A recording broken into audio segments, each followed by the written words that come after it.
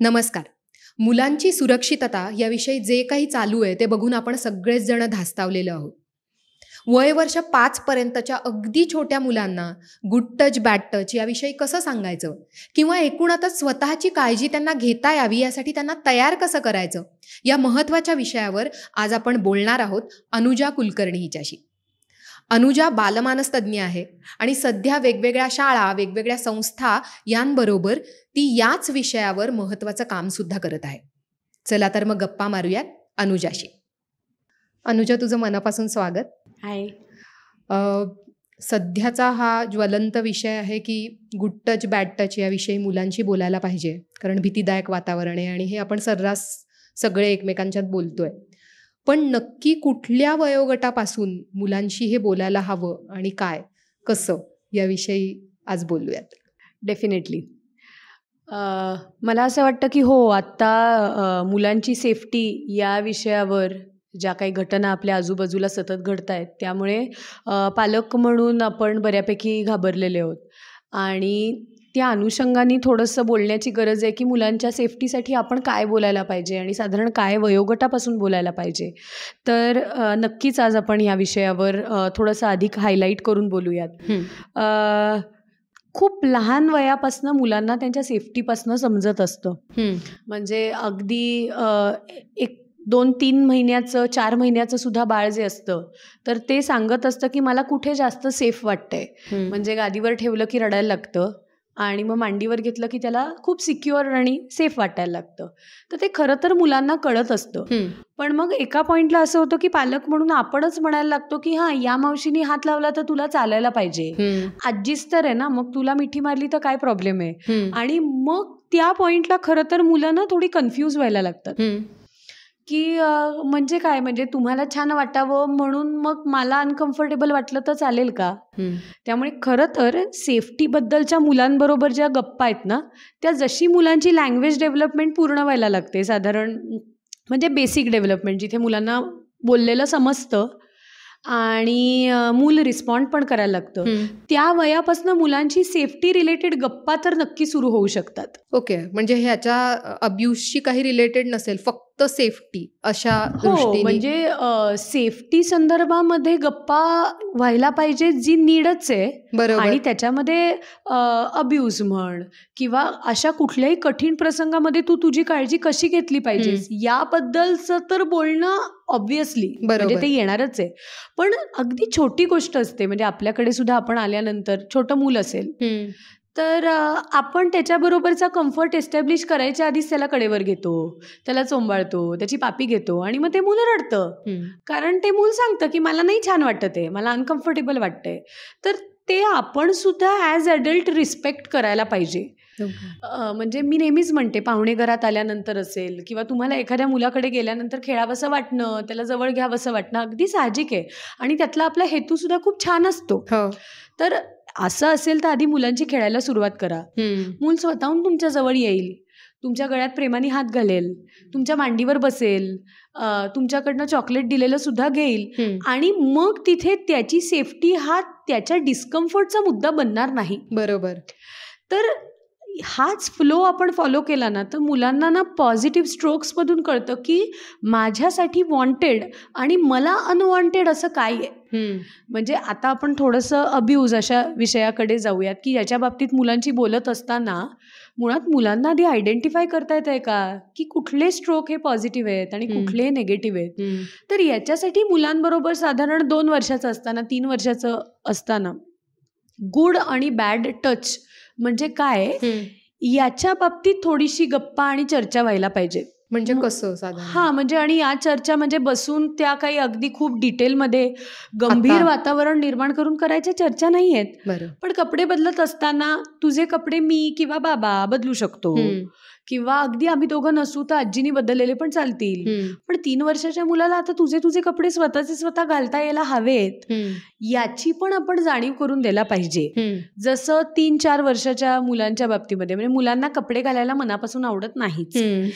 बरं, पाहुणे आलेत म्हणून तू कपडे घाल हे पण नाही, पण आपण मुलांच्या बाबतीमध्ये महत्त्वाच्या गोष्टींची काळजी कशी घेतो तशीच आपण शरीराची काळजी घेण्यासाठी कपडे घालतो. या पद्धतीचा टॉक 2-2.5 वर्षाच्या मुलांबरोबर हमखास होऊ शकतो.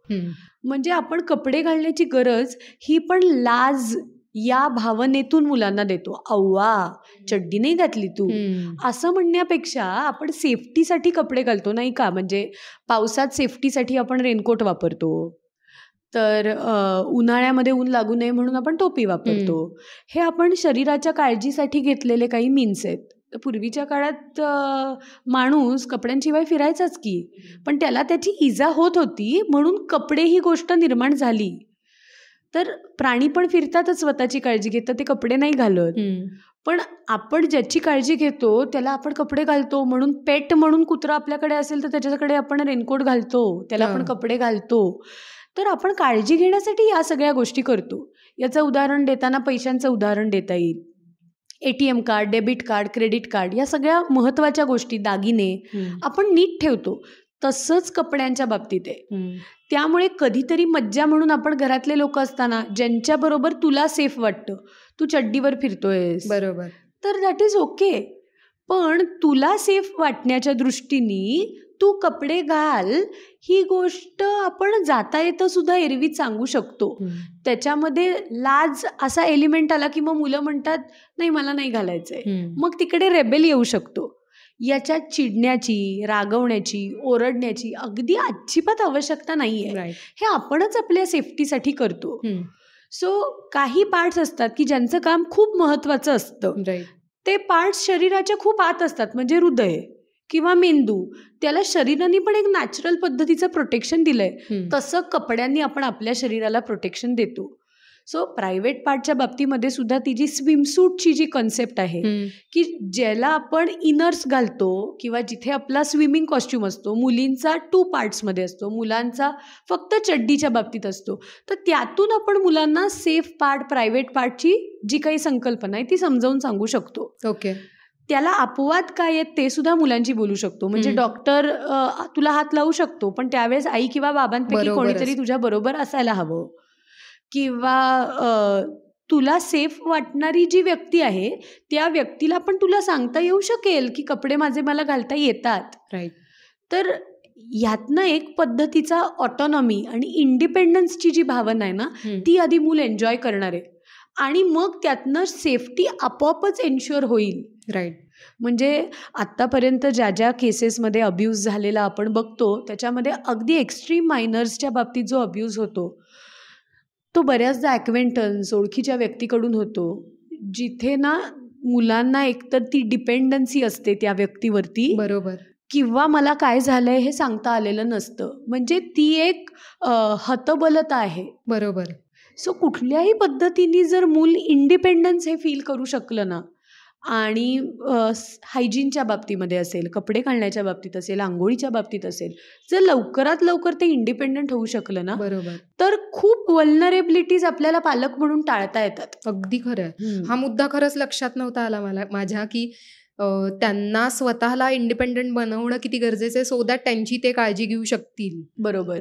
आणि म्हणजे मला असं वाटतं की एखादी गोष्ट मला नाही ना आवडत आहे तर मला तिथे सांगता पण आलं पाहिजे की मला आत्ता हे नको आहे. मग ते अगदी मावशी, काकू, आजींनी मुलांना चोंबाळलेलं असेल ना तरी सुद्धा आत्ता मी ड्रॉइंग करतोय आजी, मी 5 मिनिटांनी तुझ्या जवळ येतो. राईट. हे करू शकतं मूल.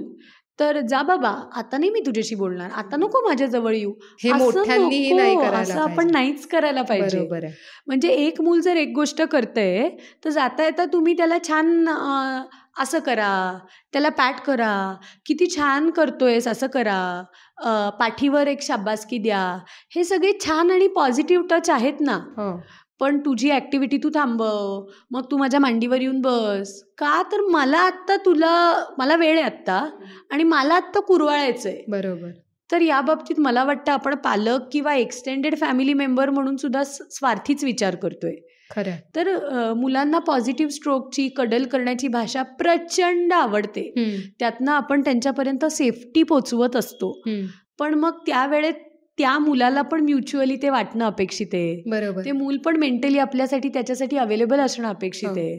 म्हणजे बऱ्याचदा असं म्हणल्यानंतर पालक मला म्हणतात, मग आपण आपल्या मुलांना हात नाही का लावायचा? नाही, जरूर. इनफॅक्ट टच ही सर्वात प्रोफाऊंडली समजली जाणारी भाषा आहे. तर अनडिझायरेबल टचपासनं मुलांना चांगला टच आयडेंटिफाय होण्यासाठी तुम्ही जरूर मुलांना पॉझिटिव्ह स्ट्रोक्स द्या. बरोबर. पण ते पॉझिटिव्ह स्ट्रोक्स देताना मुलांना अनकम्फर्टेबल फील करायला नको. म्हणजे कोणीतरी तोंडाजवळ येतंय हो. किंवा पापी घेतंय, माझी काय. इच्छा नसताना पण मला किस करतंय, हो. हे नको ना. आणि अशा वेळेला जेव्हा मुलं सांगतात की काही नातेवाईक असतात ते जास्त जवळ घ्यायचा प्रयत्न किंवा त्याला नाही आवडत आहे, तर आपण पण तेव्हा की राहू दे काय होतंय, हो, आणि तो मावशीचे खेळेल आता ना तिथे. तुमच्याशी, त्याला खेळायला खूप हो, आवडतं. बरोबर. किंवा कदाचित नसेल आत्ता त्याचा मूड म्हणून चिडचिड करत असेल, असं मुलांच्या बाजूनी आपण स्टँड बोलायला करायला पाहिजे. पाहिजे. बरोबर. कारण ते सांगतंय की हे मला आवडत नाहीये, तर we have to respect that. अशा ह्यानीच ते- 200% आपण रिस्पेक्ट करायला पाहिजे. हम्म. आणि ना 2 पॉसिबिलिटीज आहेत याच्यामध्ये. एकतर मला अनवॉन्टेड वाटत आहे एखादा टच, तर त्याच्या बाबतीमध्ये मी स्टँड घेऊ शकतो, हा विश्वास आपण मुलांना बरोबर याच्यामध्ये आहे, देत असतो. बरोबर आहे. आणि काय माहिती, कधी कधी मुलांना, काही मुलांना नाहीच आवडत नाहीच टच आवडत. केलेलं, हो, हो. त्याबद्दल नंतर त्यांच्याशी गप्पा होऊ शकतात ना. हम्म.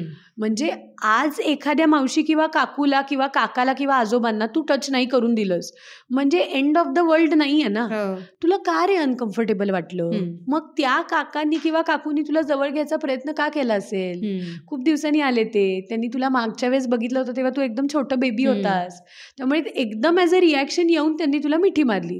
तुला बरोबर. नाही का आवडलं ते? हम्म. पण त्याच्यामागे ही भावना होती, हे बोलू शकतो हे आपण बोलू शकतो. बरोबर. मुळात भावना, कम्फर्ट, टच करणं, राग येणं, ह्या सगळ्यांना मुलांना केळ्यासारख्या सोलून सांगायच्या गोष्टी आहेत. हम्म.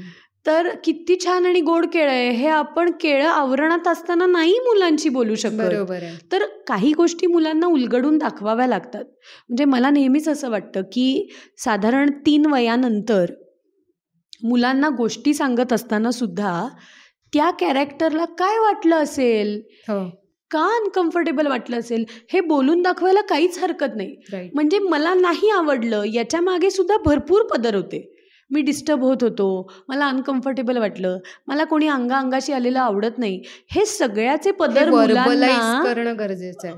उलगडून तुम्हाला सांगता आले पाहिजेत. आणि ते मुलांनी सांगण्यासाठी पालकांना सुद्धा या भाषेमध्ये बोलता आलं पाहिजे. बरोबर. तसलं काही घाणेरडं टच करणं, उगाचच कशाला जवळ घ्यायचं, या बाबतीत पालकांमध्येच इतक्या वेळा हो. अनकम्फर्टेबल वाटणं असतं ना की त्या विषयावर ओपनली चर्चा सुद्धा बरोबर. होऊ शकत नाही. म्हणजे अनुजा, मला असं वाटतं तू म्हणतेस तसं याचा अर्थ असा नाही की त्यांचे लाड करायचे नाहीयेत आणि कोणालाच माझ्या मुलाला हात लावू द्यायचा नाही, असं एक्स्ट्रीम पण नाहीये. असं नाहीच पण ही करायचंय. काय, हा जो बॅलन्स आहे हा आपल्याला नक्कीच समजता येऊ शकतो आणि आपण ते तसं हँडल करू शकतो. म्हणजे नेहमीच आपण अशा जंक्शनवर उभे असतो की ज्यातलं आपल्याला योग्य अयोग्य कळावं. त्या जंक्शनवर मुलांना नेऊन उभं करता आलं पाहिजे. राईट. आणि कधी कधी एखाद्या अशा व्यक्तीशी किंवा प्रसंगात आपलं मूल कसं वागतंय हे आपल्याला 2 पावलं मागे उभं राहून बघता पण आलं पाहिजे. नको नको नको, त्याला आवडत नाही, हो, असंही नाही करायचं. हा, नका ना त्याच्या जवळ जाऊ, नको, मग त्याला त्याचं करू बोलू देत ना दे. डिफेंड. म्हणजे कधी कधी मला पण आश्चर्य वाटतं की मग या सुरक्षिततेच्या प्रश्नातून बऱ्याच पालकांनी या गोष्टीची मागणी केली आहे की प्रत्येक ठिकाणी CCTV लावा. ग्राउंडच्या प्रत्येक कॉर्नरवर, कॉरिडॉरमध्ये, वर्गाच्या प्रत्येक कॉर्नरमध्ये, आणि मला सतत दिसू बघू दे. देत की माझं मूल काय करतंय, मग मला सुरक्षित वाटेल. पण ओव्हरऑलच शहरांमधला, गावांमधला ट्रॅफिक लक्षात घेता जरी मला कळलं की माझं मूल नाही आहे सेफ, तरी मी फिजिकली तिथे जाऊ शकणार आहे का? बरोबर. नाही जाऊ शकणार आहे. सेफ्टीची सर्वात प्रायमरी काळजी, मायनर असलं तरी मुलाला त्या प्रसंगातून लांब तर जाता आलं पाहिजे. तेवढा तर कॉन्फिडन्स त्याला वाटला पाहिजे. ती वेळच त्याच्यावर आली नाही पाहिजे. हे 200% योग्य. असे लोकच नकोत आजूबाजूला. त्याच्यासाठी लिगल ॲक्शन्स घेतल्या जातच आहेत. सेफ्टी प्रिकॉशन घेणारच. पण कधीच ॲक्सिडेंटसारखी गोष्ट सांगून होत नाही. तसंच अशा प्रसंगामध्ये मुलाला माझ्या विड्रॉ करता आलं पाहिजे स्वतःला. त्याला त्यासाठी प्रिपेअर्ड राहणं, काय करायचं हे कळणं गरजेचं आहे. ॲब्सोल्युटली. म्हणूनच आपण याच्याबद्दल बोलणं करायला पाहिजे. आणि याच्यात फक्त अब्युझिव्ह सिच्युएशन नाही, पण एखाद्या रेल्वे स्टेशनवर, एखाद्या वेळेस एअरपोर्टवर, एखाद्या लग्नामध्ये पटकन तुला मी नाही दिसले आणि गर्दीमध्ये तू गोंधळून गेलास समजा, तर तू काय बरं करशील? या विषयावर मुलांमध्ये आणि आपल्यामध्ये गप्पा व्हायला पाहिजेत. किंवा मला अजूनही आठवतं की आमच्या लहानपणी जत्रेत हरवलेल्या उंदराची गोष्ट सांगायचे की जो फुग्यामागे गेला आणि तो फुगा होता, त्याच्यानुसार तो उंदीर जिथे तिथे हवेमुळे हॉप करत होता, कारण फुगा हलका, उंदीरही हलका. तर मग ती आईने त्याला सांगितलं की तू माझा हात सोडून फुग्याच्या मागे का गेलास? आणि त्याला सगळे चांगले लोक भेटले ज्यांनी मदत केली आणि इव्हेंच्युअली दुकानदार, मांजर, याव ट्याव म्याव सगळेजण घेऊन त्याला पोलीस स्टेशनपर्यंत गेले. अशी ती गोष्ट आहे. बरोबर. अशा हायपोथेटिकल 100 गोष्टी सांगता येतील. अशा प्रसंगात तू काय करशील हे मुलांना विचारता येईल. हा प्रसंग सांगताना आमच्या इथे आईच इतकी घाबरलेली असते, होणारच नाही, आणि वडील म्हणतात सीसीटीव्हीच्या जमान्यामध्ये हे होणं शक्यच नाही. तर पण तरी प्रिपेअर्डनेस हा असावा. बरोबर. आणि प्रिपेअर्डनेस देताना ना भीती नको. म्हणजे आता जग वाईट आहे, 100 वेळा मुलाला नुसत्या, म्हणजे ते मुलाला सोडायचंच नाही शाळेच्या गेटवर आला तरी, जाशील ना नीट, करशील ना नीट, मग डोळ्यात पाणी, मग त्या मुलाला शाळेत कसं जाताना सेफ वाटेल? बरोबर. आपला कॉन्फिडन्स जो आहे तो पण त्याच्यावर असणार, किंवा आपण रिलॅक्स असणं, हे पण उगीच भीतीपोटी ती भीती नाही ट्रान्सफर करायची. भीती ट्रान्सफर नाही करायची. सेफगार्डिंग युअर सेफ्टी, राईट, हे द्यायचंय आपल्याला मुलांना. आणि खरं बघायला गेलं ना तर ही जी सगळी अल्फा जनरेशन आहे ना, ही भयंकर इंडिपेंडंट आहे आणि ग्लोबल आहेत ते. त्यामुळे ना त्यांना मुळातच अनसेफ पेक्षा इंडिपेंडंट लवकर वाटतं. सो आपल्याला त्याच्यामध्ये ऑब्स्टॅकल नाही निर्माण करायचं. खरंय. तुला तुझी काळजी घेता येतेय ना, हे फक्त मी बघत होते, बरोबर, हे बघायचंय. राईट. आता तू हे म्हणतेस ते अगदी 100% खरं आहे आणि त्याच्याकडे मला असं वाटतं की पालक पण वेगळ्या अँगलनी बघतील की या दृष्टिकोनातून मुलांना इंडिपेंडंट होता येणं, तशा संधी उपलब्ध करून देणं, हे बघणं, ज्याच्यातच सेफ्टी आहे, हा सुद्धा महत्वाचा मुद्दा आहे. आता मुळात जर या प्रॉब्लेमकडे आलो आपण की गुड टच बॅड टच शिकवायचं आहे, असं बरेच पालक, आता आम्ही आपापसात पण बोलत असतो की कसं बोलायचं, कसं शिकवायचं, तर हे अशा काही गोष्टी आहेत का की अमुक वयोगटात या गोष्टी अशा प्रकारे आपल्याला बोलायला पाहिजेत, काही मुद्दे? मला असं वाटतं की गुड आणि बॅड टच काय आहे हे आयडेंटिफाय करता येणं आणि त्याच्याबद्दल बोलणं 2 वर्षापासून होऊ शकतं. बरं. सो वॉन्टेड आणि अनवॉन्टेड टच असं आपण त्याला म्हणू शकतो. परत याची उदाहरणं गोष्टींमधून देता येतील. म्हणजे कधी कधी तू खेळत असताना कोणीतरी तुला ढकललं तर तुला छान वाटतं का? नाही वाटत. मग that is not a desirable touch. पण आजोबा खूप दिवसांनी घरी आले आणि त्यांनी तुला उचलून जवळ घेतलं, पापी दिली आणि म्हणला की किती दिवसांनी भेटलास, उंच झालास, तर त्या जवळ घेण्यामध्ये तुला कसं वाटतं? खूप छान वाटतं, हवंसं वाटतं. तो गुड टच आहे. ह्या संदर्भात बोलणं होऊ शकतं 2 वयापासून. आणि ते एकदा करून सोडून द्यायची गोष्ट नाहीये. म्हणजे सेफ्टीबद्दल मुलांबरोबर जे आपण बोलतो ना, ती वयानुसार हळूहळू इव्हॉल्व्ह होत जाणारी गोष्ट आहे. त्यामुळे मग प्रायव्हेट पार्ट म्हणजे काय आणि आपण त्यांची जास्त काळजी का घेतो, कदाचित 3-3.5 वयाला मुलांबरोबर हे बोलायची गरज आहे. किंवा डॉक्टर काकांकडे सुद्धा तुझ्याबरोबर मी येणार आहे, किंवा कोणीही तुझ्या कपड्यांच्या आत हात नाहीच घालू शकत. म्हणजे याला अपवाद फक्त आई बाबा कपडे बदलून देताना, गडबड असेल तर कधी कधी घरातले कोणीतरी तुझे कपडे बदलून देईल, असे अपवाद असू शकतात. राईट. किंवा स्कूलमध्ये गॅदरिंगच्या वेळी टीचर तुला बदलायला कपडे मदत करतीये, तर असं असू शकतं. पण त्याला एक्सेप्शन्स काय आहेत ते आपण पॉइंट आउट करू शकतो. बरोबर. साधारण 4 वयाच्या सुमारास ना मुलांबरोबर सेफ सर्कल नावाची कन्सेप्ट इंट्रोड्यूस करावी. म्हणजे रेफ्रिजरेटरवर असं एक मोठं सर्कल काढावं की ज्याच्यामध्ये तुला सेफ वाटणाऱ्या लोकांचे फोटो लावलेले असतील, ज्यात इसेन्शियली फॅमिली मेंबर्स असतील. आणि शाळेमधली टीचर असेल. बरोबर. सो हे तुझे सेफ लोक आहेत. म्हणजे काय, कुठल्याही प्रसंगी आणि तुझ्या कुठल्याही अडचणीच्या सिच्युएशनमध्ये हे लोक तुझी सेफ्टी एन्श्युअर करणारच आणि ते तुझ्यावर विश्वास ठेवणारच. बरोबर. हे आपण त्यांना मुलांना सांगतो. मग एखादी आईची मैत्रीण असेल किंवा आपले फॅमिली फ्रेंड्स असतील ज्याच्याबरोबर त्याला अगदी छान आणि सेफ वाटत असेल, तर अशा व्यक्तीचं नाव त्याच्यामध्ये ॲड झालं तर ते आपल्यालाही कळतं ना की ह्या व्यक्तीबरोबर सेफ वाटतंय. बरोबर. आणि चुकून कधीतरी असं होऊ शकतं, गॉड फॉरबिड असं होऊ नये, पण सेफ सर्कलमधल्या व्यक्तीकडून मुलांना अनसेफ वाटायला लागलं तर मुलं स्वतःहून त्यांचं नाव बाहेर काढतात. बरोबर आहे. म्हणजे कधी कधी काही, आता याच्यासाठी परत अब्युझिव्ह सिच्युएशन यायला पाहिजे असं नको, पण कधी कधी काही काका काकू खेळत असताना एकदम चिडतात, ओरडतात किंवा त्यांना मारण्यामध्ये काही चूक वाटत नाही, तर मुलं मुली त्यांचं नाव बाहेर काढतात आणि दॅट्स ॲब्सोल्युटली ओके. म्हणजे तुला सेफ वाटणाऱ्या लोकांचं कोणाचंही नाव तू त्याच्यात लिहू शकतोस आणि तिथून बाहेर काढू शकतोस, एवढं फ्रीडम तुला आहे. बरोबर. कारण त्या सेफ सर्कलमध्ये कोण आहे हे आपण घरातलेच लोक बघू शकतोय. म्हणजे त्या व्यक्तीला हे कळणारच नाहीये की मी सेफ सर्कलचा भाग आहे का नाही.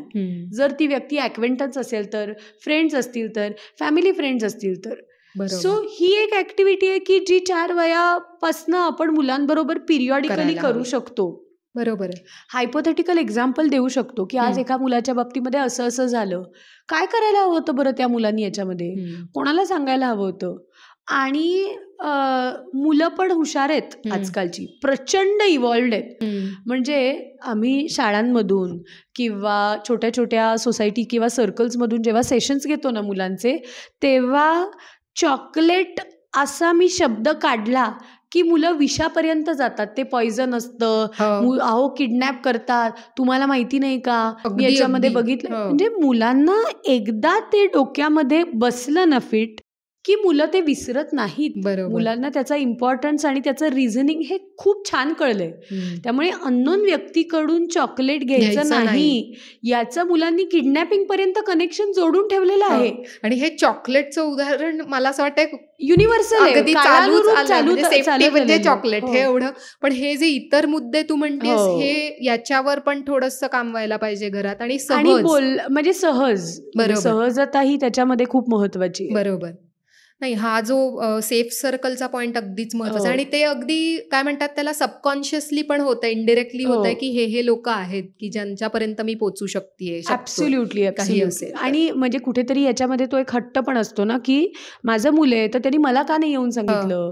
तर मी हे पालकांना नेहमी म्हणते की खरंच बघा ना आपली बॉडी लँग्वेज कशी आहे.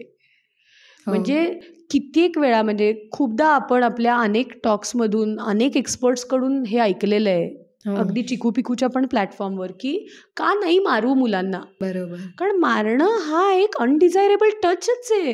अगदी. म्हणजे जो पालक मला मारतो त्या पालकाकडे जाऊन मी कशी तक्रार करू की मला कोणाबरोबर तरी अनसेफ वाटतंय. म्हणून आई बाबा किंवा इमिजिएट फॅमिली मेंबर्सकडनं तर हात उगारला नाहीच गेला पाहिजे. ज्या पालकाबरोबर स्वतःला मला सेफ नाही वाटत आहे त्याला मी बाकी 4 माणसांची काय कंप्लेंट करणार आहे. आणि ज्या मुलांच्या बाबतीमध्ये मला आई वडील मारतायत म्हणून अनसेफ टच पचवावा लागतोय शिक्षा म्हणून, तिथे एखाद्या व्यक्तीकडून आलेला अनडिझायरेबल टच पण पचवावाच लागेल ही भावना त्या मुलांच्या मनामध्ये घर करायला लागते. बरं, एकीकडे आई वडील तर मारतायत, तो व्यक्ती अनडिझायरेबली टच करतोय किंवा ती व्यक्ती टच करतेय पण ती मारत नाहीये. मग मला ते सेफ वाटण्याची गरज आहे का? हे कन्फ्युजन हा एक खूप मोठा आय ओपनर आहे पालकांसाठी सुद्धा. बरोबर. त्यामुळे ज्याला आपण सेफ म्हणतो मग त्याच्यामध्ये ओरडू शकता तुम्ही. बरोबर. तुम्ही म्हणू शकता की आता मी चिडणार आहे आणि मग तू नाही म्हणू शकत की आई चिडली किंवा बाबा चिडला. हे तुम्ही करू शकता. पण मारणं नकोच. हे जे तू म्हणतेस की मुलाला पण ते स्वतःहून वाटलं पाहिजे किंवा सेफ वाटलं पाहिजे की मला येऊन सांगायचं की मला हे बरोबर. कोणीतरी असं असं करतंय किंवा हे प्रॉब्लेम आहे, याच्यासाठी पण काय गोष्टी, म्हणजे मारणं हे तर आहेच आहे, पण बरोबर. हे टाळलं पाहिजे. पण इतर वेळेला सुद्धा गप्पांमधून कारण बऱ्याच वेळेला मुलांना कळणारही नाही कदाचित की हे काहीतरी वेगळं होतंय किंवा काय, आणि ते विसरल्या जात असेल कदाचित. तर हो. हे कॉन्व्हर्सेशन लेवलला काय गोष्टी करायला हव्यात पालक म्हणून आपण मुलांची? सगळ्यात पहिलं मला विचारशील तर आपण मुलांसाठी ना मेंटली अवेलेबल पाहिजे. म्हणजे मुलांच्या नॉन व्हर्बल कम्युनिकेशनमधून सुद्धा मुलाचं काहीतरी बिनसलंय बरं का, हे जाणवत असतं.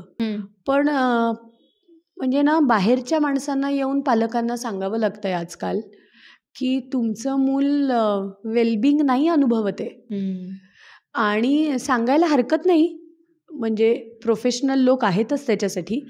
पण माझं मूल कम्फर्ट किंवा वेलबिंग, स्वास्थ्य कुठल्याही पद्धतीचं, अभ्यासामध्ये असेल, खेळामध्ये असेल, मित्रांकडून त्याला टॉर्चर होत असेल कुठला तरी, किंवा असा काहीतरी अब्यूजचा इन्स्टन्स असेल, तर ते ना छान, खुश आणि आनंदी नाही दिसत आहे. हे जाणवायला पाहिजे आपल्याला. आणि ते कधी जाणवेल? एकतर आपण कामाच्या ओझ्यातून जेव्हा बाहेर येऊ ना तेव्हा जाणवेल. 2, मोबाईलचं आणि मीडियाचं भूत जे आपल्या डोक्यावर सवार आहे, त्यातून जेव्हा आपण बाहेर येऊ तेव्हा होईल. आणि 3, मुलांबरोबरची पॉझिटिव्ह एंगेजमेंट आपली वाढेल तेव्हा होईल. आता पॉझिटिव्ह एंगेजमेंटमध्ये काय काय येतं? प्रत्येक वेळेस मुलांना उठून घेऊन फिरायला मॉलमध्ये किंवा ट्रेकिंगलाच घेऊन जायला पाहिजे असं नाही आहे. पण रोजच्या कामामध्ये आपण मुलांना आपल्यामध्ये जर सहभागी करून घेतलं तर एकीकडे 2 लोक ॲक्टिव्हिटी करताना, भले ते गाडी धुवत असतील, भले ते कपाट आवरत असतील, त्यावेळेस सुद्धा दोघांमध्ये संवाद होत असतो. बरोबर. टू बी व्हेरी ऑनेस्ट, मुलं गाडीमध्ये सुद्धा आपल्याशी चिक्कार गप्पा मारत असतात. घरी जाताना मला वाटतं ती गोल्डन अपॉर्च्युनिटी असते. कारण घडलेल्या गोष्टी रिसेंट असतात. तर हल्ली ते आई वडिलांच्या कानामध्ये हेडफोन असतात. म्हणजे आपण मुलं आपल्याशी बोलू शकतायत याची अपॉर्च्युनिटीज घालवून टाकतो. म्हणजे ते मूल काहीतरी तल्लीन होऊन आपल्याशी काहीतरी बोलत असतं आणि आपण 1 मिनिट असं म्हणून हॅलो नी जे सुरू होतो, मुलांसाठी अनअवेलेबिलिटी ही अनअवेलेबिलिटी आहे. मग ती कामाची असू शकते किंवा मैत्रिणीचा फोन असू शकतो किंवा तुम्ही कामाचा कॉल अटेंड करू शकत असाल. पण जर तुम्ही अनअवेलेबलच असाल तर मूल तुमच्यापर्यंत रीच आउटच होणार नाहीये, तुम्ही समोर असून सुद्धा. त्यामुळे मुलांबरोबरचा वेळ घालवणं आणि त्या वेळ घालवण्यामध्ये रोजच्या आयुष्यामध्ये काय काय होतंय याच्याबद्दलच्या गप्पा, बरोबर, मला असं वाटतं नॉनसेन्स पण असू शकतात. कारण बऱ्याचदा एकच प्रश्न सहसा विचारला जातो, माझ्याकडून पण होतो, तो म्हणजे आज शाळेत काय झालं, एवढा हा एक कॉमनली विचारला जातो कदाचित, आणि कॉमन उत्तर मिळतं काही नाही. म्हणजे ते सोडून इतर ज्या काही गप्पा व्हायला पाहिजेत तो, आणि गाडीवरचा वेळ तर अगदी आपण देऊ शकतो म्हणजे मुलांना. पण खेळताना, आवरताना, दप्तर भरत असताना, हा सगळ्या वेळांकडे ना अपॉर्च्युनिटी म्हणून बघितलं पाहिजे. धडधड तू ते कर, कारण तू ही एक मशीन आहे आणि तुझ्याहून मोठं मशीन मी आहे. कारण या गोष्टी तू पुढच्या 13.5 मिनिटात करायला पाहिजेस, कारण 14व्या मिनिटाला व्हॅन येणार आहे. तर मला वाटतं हे सगळे अलार्मिंगच प्रश्न आहेत आपल्यासाठी. मग कधी ते मूल काय एक्सपिरियन्स करेल आणि तुमच्याकडे येऊन कशाला सांगेल? नाहीच सांगणार. नक्की हा मुद्दा खरंच महत्वाचा आहे मला वाटतं, आणि हे बऱ्याचदा माहीत असतं आपल्याला, पण निदान या अशा बोलण्यातनं ते एक रिमाइंडर पण मिळतं आणि तो एक काय म्हणतात अवेअरनेस येतो की हो खरंच यातनं वेळ काढून तू म्हणालीस असं मेंटली स्वतःला अवेलेबल करून देणं. नाही, आणि मी समजू शकते की पालक पण अनअवेलेबल असतात ना, खरंच खूप काम आहे, कामाचं स्वरूप बदललंय. पण मला वाटतं मग 2 पालकांमध्ये तरी हा संवाद पाहिजे की पुढचे 2-4 दिवस जरा मी कमी अवेलेबल आहे, तर can you be little more available. तर दुसरा माणूस सुद्धा जबाबदारीने हे करतो. पण मग हा रोल रिव्हर्सल पण व्हायला पाहिजे. म्हणजे मग प्रत्येकच वेळेस ती आईचीच जबाबदारी आहे किंवा वडिलांचीच जबाबदारी असं नाहीये. बरोबर. आणि सेफ्टी रिलेटेड बोलणं तर दोघांचीही व्हायला पाहिजे. म्हणजे ते आपण जे म्हणतो ना की एक गुड कॉप आणि एक बॅड कॉप, मग बॅड कॉपशी कसं बोलू. मुळामध्ये आजच्या काळामध्ये जसे डायनोसॉर एक्सटिंक्ट झाले तशा गुड कॉप आणि बॅड कॉपच्या संकल्पना एक्सटिंक्ट झाल्या आहेत. राईट. आणि जर त्या काही घरांमध्ये नाही झाल्यात ना तर त्या व्हायला पाहिजेत, खरं. कारण ती काळाची गरज आहे. हो, तू आत्ता म्हटल्यानंतर मला तो मुद्दा लक्षात आला की बऱ्याच वेळेला आई याच्यावर जास्त बोलली जाते, तर हे म्हणजे दोघांकडूनही वेळोवेळी याच्यावर गप्पा सहज होणं आणि हे बोलणं गरजेचं आहे. नाही, आणि ज्या प्रसंगामध्ये एखाद्या ऍक्शनवर मला ऑब्जेक्शन आहे ना, मग तो आई असू देत नाही तर बाबा असू देत, त्या पॉइंटला मी ऍक्शन बद्दल बोलणार आहे. बरोबर आहे. पण डझंट मॅटर कोण आहे ते. पुढच्या 3.5व्या मिनिटाला माझ्या आवाजामध्ये मी नॉर्मल झालीये किंवा झालोय हे यायला हवं, तर मुलांना कळतं की माझ्याबद्दल इश्यू नाहीये, माझ्या ऍक्शन बद्दल होता आणि तो ऍक्शन सुधारल्यावर संपला. बरोबर. सो या गोष्टींनी पालक म्हणून ट्रस्टही वाटतोच. खरंय. अनुजा, अजून एक प्रश्न मला विचारायचा, तो म्हणजे मुलगे आणि मुली असं दोन्ही, म्हणजे या दोघांना गुड टच बॅड टच विषयी सांगताना काही वेगळ्या गोष्टी सांगायला हव्यात का, किंवा त्या दोघांना बोलताना याविषयी काय बोलावं? खरं सांगू का, म्हणजे सेफ्टीचा जो मुद्दा आहे त्याच्यामध्ये मुलगी आहेस म्हणून तू जास्त काळजी घे असं म्हणण्याचा आता काळ संपलाय. नाही, कारण आपण जर स्टॅटिस्टिक्स सुद्धा बघितले तर त्याच्यामध्ये असं दिसतं की minor boys are also equally victimized. Right. तर ते पण त्याचे इक्वल विक्टिम आहेत. त्याच्यामुळे मुलींनाच सांगायचं आणि मग हुश बरं झालं बाई आपल्याला मुलगा आहे त्याच्यामुळे आपल्याला हे प्रॉब्लेम्स नाही, असं नाही आहे. तर म्हणजे सेक्शुअल ऑफेन्सेस ही तर एक पद्धतीची विकृतीच आहे आणि ते कधीही वाईटच आहे. तर ते जो कोणी ऑफेंडर आहे तो मुलगा का मुलगी हे नाहीच बघणार आहे, तर तो करणार आहे, ऑफेन्स करणार आहे. त्याच्यामुळे सेफ्टीबद्दल जे बोलणं आहे ते मुलाशी आणि मुलीशी दोघांशीही व्हायला पाहिजे. इनफॅक्ट थोड्या मोठ्या वयाबरोबर मैत्री किंवा तू तुझ्या वागण्यातून समोरच्याला सेफ वाटेल हे कसं करशील हेही बोलायची पालकांनाच गरज आहे आता. तर त्यामुळे ते तर आहेच, म्हणून त्याच्यात काही जेंडर डिफरन्स आहे असं मला वाटत नाही. बरोबर. म्हणजे जे काही आपण आता या पॉडकास्टमध्ये बोललो ते सेफ्टी विषयी, टच विषयी, बॉडी पार्ट्स विषयी, हे अगदी लहान वयापासून मुलगे आणि मुली या दोघांच्याही बाबतीत ते करायचंय, नक्कीच करायला पाहिजे. आणि तू मुलगा आहेस म्हणून तुझ्या बॉडीची आणि मुलीची काळजी घे असं नाही. आताच्या काळामध्ये सगळ्यांनी सगळ्यांची काळजी घ्यायची गरज आहेच. बरोबर. त्यामुळे हे जेंडर स्पेसिफिक असतं, आता तसं नाहीये, आता तसं नसायला पाहिजे. म्हणजे ज्या जेंडर इक्वालिटी बद्दल आपण बोलतोय ना, बरोबर, तर त्यामध्ये सेफ्टीच्या बाबतीमध्ये सुद्धा ते इक्वलीच बोललं गेलं पाहिजे. राईट, अगदी बरोबर. अजून एक मुद्दा म्हणजे जर का असं काही झालं, म्हणजे एखाद्या जसं आपण म्हटलो तसं की अगदी मेजर केस पण नको घ्यायला, पण कुठेतरी अनसेफ वाटतंय, अनसेफ टच असेल किंवा काही असेल, आणि अशी घटना जेव्हा येऊन माझं मूल मला सांगतंय, तेव्हा मी काय करायला पाहिजे? सगळ्यात महत्वाचं म्हणजे मुलाचं कौतुक करायला पाहिजे की तू येऊन मला हे सांगितलंस, किती छान झालं आणि बरं झालं तू मला सांगितलंस. म्हणजे प्रायमरी 2 मिनिटं आपण अब्यूज ही गोष्ट बाजूला ठेवू, पण खूपदा मला लागलंय किंवा हा मला त्रास देतो किंवा हे असं होतं म्हणल्यानंतर पालकांची पहिली रिॲक्शन ही इरिटेटेड असते. कारण त्यांना ही मान्यच नसते त्यावेळेस तक्रार, किंवा इरिटेटेड असते on that particular child or person. असं केलं बापरे. मग आपल्या बॉडी लँग्वेज मधला तो जो बदल असतो ना, तो बघितल्यानंतर मूल म्हणतं अरे बापरे, ह्यांनी काहीतरी मी माझ्या आईला किंवा वडिलांना त्रासच दिलाय का काय, मग नको द्यायला आपण त्रास. सो पहिल्यांदा तर आधी कौतुक करा की छान, बरं झालं तू मला हे सांगितलंस, आपण बघू काय करायचं ते. मग सेकंड इम्पॉर्टंट थिंग, अनकम्फर्टेबल वाटलं म्हणजे कसं वाटलं आणि काय वाटलं हे सांगू शकतोस का तू, याच्याबद्दल डायरेक्ट प्रश्न विचारावा. ओके. त्या पॉईंटला कदाचित मुलांना ते व्हर्बलाइज नाही करता येत, मग थोडीशी मुलांना मदत करावी. म्हणजे असं केलं का, असं करून बघितलं का, मारण्याचा प्रयत्न केला का, पापी घ्यायचा प्रयत्न केला का. कदाचित मुलं त्या पॉईंटला नाही सांगणार, पण मग मुलांना खोदून खोदून किंवा भंडावून सोडू नये. मुलांना सांगावं की अशा अशा पद्धतीचा त्रास असू शकतो, तू पण थोडंसं ऑब्झर्व कर आणि त्या व्यक्तीपासून शक्यतो लांब राहण्याचा प्रयत्न कर. जर ती व्यक्ती आता अननोनच व्यक्तीबद्दल सांगितलं असेल तर ओके, एवढं मुलांसमोर करावं.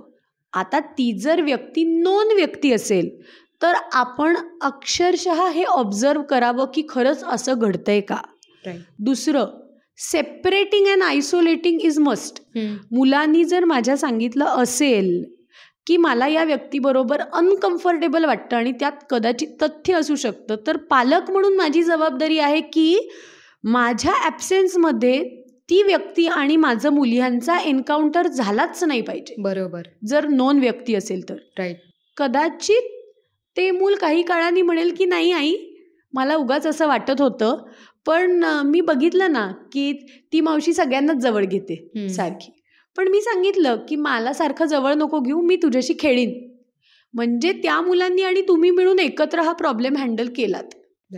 म्हणजे म्हणून मी म्हणलं ना की त्याच्यामध्ये प्रत्येक वेळ व्हर्बल किंवा फिजिकल किंवा सेक्शुअल अब्यूज इन्व्हॉल्ड असेल असं नाही, पण अनसेफ वाटतंय ना, मग माझी पालक म्हणून ती जबाबदारी आहे. बरोबर. जोपर्यंत त्या व्यक्तीला सेफ वाटत नाही तोपर्यंत मला रोल प्ले करायचा आहे. राईट. हां, अननोन व्यक्ती असेल तर त्या ठिकाणी जाऊन तिथली जी रिस्पॉन्सिबल व्यक्ती आहे त्या रिस्पॉन्सिबल व्यक्तीपर्यंत हे पोचवायचं आहे. शाळेत काय माहिती, कदाचित तुमच्या मुलाला फक्त अनकम्फर्टेबल वाटलंय, पण त्या कॉन्टेक्स्ट मधला एखादा मुलगा हा विक्टीम पण असू शकतो याच व्यक्तीमुळे. म्हणून आपली नागरिक म्हणून पण ही जबाबदारी आहे की तिथे जाऊन हे नोंदवणं, हे सांगणं, त्याविषयी. म्हणजे कित्येकदा आता स्पोर्ट्स टीचरच्या बाबतीमध्ये हे आपण बघतो की स्पोर्ट्स टीचरला पोस्चर करेक्ट करावंच लागतं, तर काही लोकांना ते अनकम्फर्टेबल वाटतं. सो त्या व्यक्तीला ते जर पोचवण्यात आलं ना, तर त्या व्यक्तीकडून हे सांगण्यात आलेलं आहे. म्हणजे आता सेफ्टी मेजर्स म्हणून कितीतरी ठिकाणी पोस्चरल करेक्शन ही कसं पाहिजे याच्यासाठी ह्युमन प्रोटोटाईप स्पोर्ट्स टीचर वापरतात. बरोबर. आणि ते त्या बाहुलीचं पोस्चर करून दाखवतात की असं असं असं पोस्चर कर. बरोबर. आणि हे ॲडवायझेबल पण आहे. पण सेफ वाटणं किंवा कम्फर्टेबल वाटणं हा त्या व्यक्तीच्या इंडिव्हिज्युअल परसेप्शनचा मुद्दा आहे, जो आपल्याला रिस्पेक्ट करता आलाच पाहिजे. बरोबर. नक्की. हे असं सांगितलं तर नीट, ते आपण हायपर न होणं हे महत्वाचं आहे. आपण हायपर झालं आपल्याला ते एन्श्योर करावं लागतं. राईट. कारण कधी कधी तो व्यक्ती अननोन पण असू शकतो, मग त्या ठिकाणी जाऊन आपल्याला बघावंच लागतं. अगदी. आणि जर आपल्या मुलांनी असं सांगितलं असेल ना, तर थोड्याशा काळानंतर आता तुला सेफ वाटतं का हे जाता येता विचारायला हरकत नाही. किंवा तू सोड, पण तुझ्या कुठल्या मित्राला किंवा मैत्रिणीला सुद्धा जर अनसेफ वाटलं तर तू माझ्याकडे येऊन सांगू शकतोस. म्हणजे मी फक्त तुझी आई आहे किंवा तुझा मी बाबा आहे, तुझी मावशी आहे म्हणून फक्त तुझी माझी जबाबदारी नाही आहे.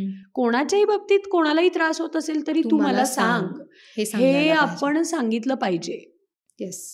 अजून एक मुद्दा मला विचारायचा अनुजा, तो म्हणजे अगदी लहान मुलं जी आहेत, 3 वर्षाची, 2.5 वर्षाची किंवा 4 वर्षाची, आपण असं म्हणू की आपल्याला हे सांगतोय आणि आपण कदाचित असं वाटू शकतं की अरे हे तर लहान, अजून लहान आहे माझी मुलगी, मी ही उगीच असं काहीतरी सांगून तसं काहीतरी वेगळंच तिच्या डोक्यात जाईन आणि कशाला मी उगीच हे नॉलेज देऊ आत्ताच, असं वाटू शकतं, असं बऱ्याच जणांना वाटतं. तर काय करायला हवं? आपण नॉलेज देताना भीती नाही ना देतो ते बघावं, पण आपणच पालक म्हणून या 2 गोष्टी तोलल्या पाहिजेत की माझं मूल माहिती नाही म्हणून नोईंगली और अननोईंगली अशा वल्नरेबल सिच्युएशनमध्ये आलं तर त्या व्यक्तीला होणारा फिजिकल आणि सायकोलॉजिकल हार्म हा माहिती असण्यापेक्षा जास्त डेंजरस आहे. खरं. मग अशा प्रसंगामध्ये भलेही ती असं काही सफर करणारही नाही, त्याला असं काही सफर करावं लागणारही नाही, पण निदान अशा प्रसंगात काय करायचं असतं हे माहिती असणं खूप महत्वाचं आहे. बरोबर. म्हणून मी म्हणलं ना की आपल्याला सेफ गार्डिंगच्या खुंट्या टाईट करायच्या आहेत. हां, पण आपल्याला खुंट्यांनी जखम नाही करायची. हा बरोबर 2 गोष्टींमधला फरक आहे. अगदी.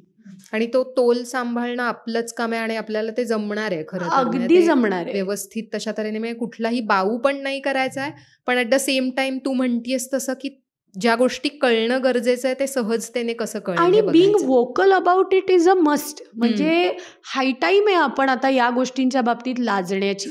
खरं आहे. किंवा समाज काय म्हणेल, लोक काय म्हणेल. म्हणजे कित्येक चाइल्ड अब्यूजच्या ज्या केसेस आहेत त्या दडपल्या जाण्याचं कारण असं आहे की ती व्यक्ती नोन आहे आणि मग समाज आम्हाला काय म्हणेल. बरोबर आहे. तर मला वाटतं हाय टाईम आहे, म्हणजे मला माझ्या मुलाच्या सेफ्टीच्या बाबतीमध्ये वोकल व्हावंच लागेल. मुलाबरोबर सुद्धा, आजूबाजूच्या लोकांबरोबर सुद्धा, पेरेंट सर्कलमध्ये सुद्धा या बाबतीमध्ये बोललं जायला हवं. बरोबर. असल्या काहीतरी घाणेरड्या गोष्टी तुम्ही सांगू नका हा म्हणण्याचा आता काळच गेलाय. खरं आहे. अगदी. अनुजा, खूप वेगळे पॉइंट्स तू सांगितलेस आणि आता ऐकून असं वाटतंय की तितकं म्हणजे ते जमण्यासारखं आहे आणि ते काय म्हणतात त्याला डे टू डे लाईफमध्येच आपल्याला ते जमवून आणायचंय. काही गोष्टी सहज, काही ठरवून. आणि त्या तू सांगितल्यास त्याचा नक्की खूप उपयोग होईल पालकांना पण, असं मला वाटतंय.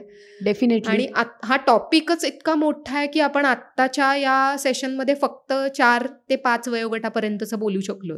करेक्ट. तर त्याचा पुढचा पण जो भाग आहे तो आपण पुढच्या सेशनमध्ये घेऊयात, डेफिनेटली. वयोगटाचा. आणि तुम्हाला सुद्धा याविषयी हा जो काही पॉडकास्ट आहे तो कसा वाटला तो नक्की कळवा. आणि तुमच्या इतर मित्रपरिवारांपर्यंत हा व्हिडिओ शेअर करा आणि आमचं यूट्यूब चॅनल शेअर करा, लाईक करा, सबस्क्राईब करा. धन्यवाद. थँक्यू.